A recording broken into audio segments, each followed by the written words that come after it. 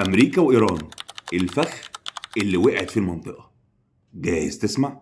فخ أو نقدر نقول مصيدة لبستها المنطقة العربية كلها. قاعدين احنا في خناقة إيران كسبت ولا أمريكا، وكل دولة طلعت تعلن النصر. الحقيقة كلنا وقعنا في الفخ.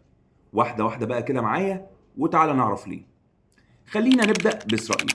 نتنياهو كان عنده أزمة قضايا فساد، وكانت حكومته مهددة إنها تسقط أكتر من مرة. وبعد 7 أكتوبر استفاد منها نتنياهو. تقريبا 60% من أراضي غزة تحت إيد نتنياهو، اللي هي المنطقة اللي قبل الخط الأصفر اللي شايفها في الخريطة. طب والضفة الغربية بعد 7 أكتوبر 60% منها تحت سيطرة إسرائيل، واستولت كمان على جنوب سوريا. كانت إسرائيل بتسيطر على جزء من الجولان بعد 73، وحاليا أخذت الجولان كلها وأراضي من الجنوب السوري. أما بالنسبة للبنان فإسرائيل في حرب غزة الأخيرة، وبعد ما حزب الله دخل علشان ينقذ حماس، إسرائيل احتلت مواقع إضافية في الجنوب، وانسحب حزب الله حتى شمال النهر الليطاني. أيوة، انسحبوا من الجزء اللي موجود في الدايرة قدامك دي. وحاليا إسرائيل عاوزة تسيطر على كل الأراضي دي.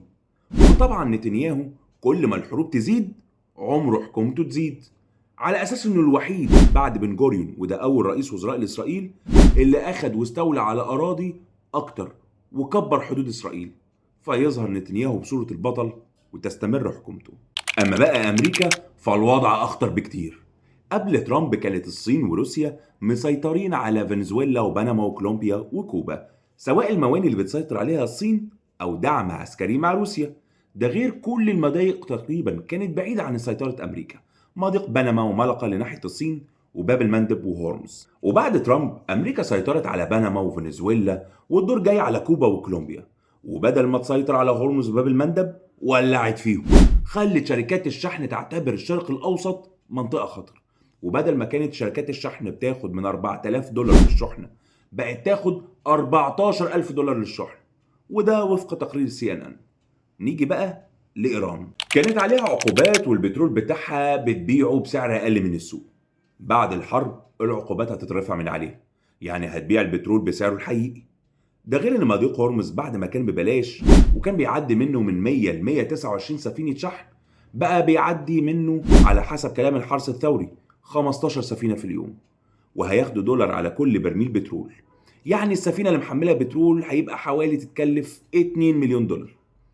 بس مش هياخدوها دولار، هياخدوا قيمتها باليوان الصيني او بعملات مشفرة غير البيتكوين، وده وفق تقرير BBC. وهنا نيجي للصين.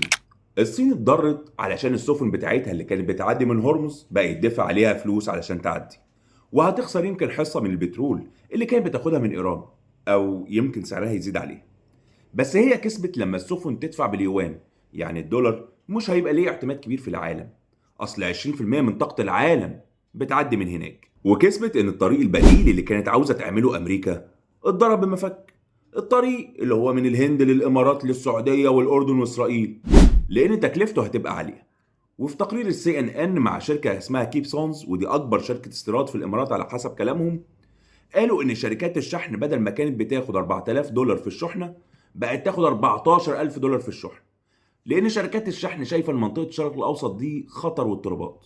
يعني بدل المشروع ما كان يتعمل بجنيه هيتعمل ب10 جنيه. دول الخليج خسرت مرور امن وببلاش من هورمز، ده غير التكلفه اللي عليت عليها من مرور السفن ومن الرسوم.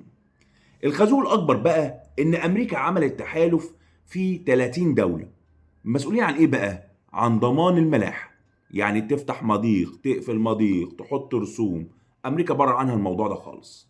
حتى لو هتسعى لادارته مع ايران، يعني امريكا وايران يديروه مع بعض، برضه بره عنها الموضوع. يعني كل الدول كسبت الا الدول العربيه. اراضي اتاخدت، خرايط اتغيرت، تكاليف اكل وشرب، كل حاجه زادت، واحنا لسه قاعدين نتخانق اصل ايران حلوه لا وحشه، والوطنيه قاتله الناس كلها. كلهم طمعانين فينا، وكلهم بيحققوا مصالحهم علينا، ولازم نحط ايدنا في ايد بعض، لان الفترة الجاية هي فترة التحالفات، ولما يجوا علينا واحنا مع بعض غير لما يجوا علينا وكل واحد لوحده. مش قلت لك تتابعني علشان اقول لك اللي بيحصل حواليك ببساطة؟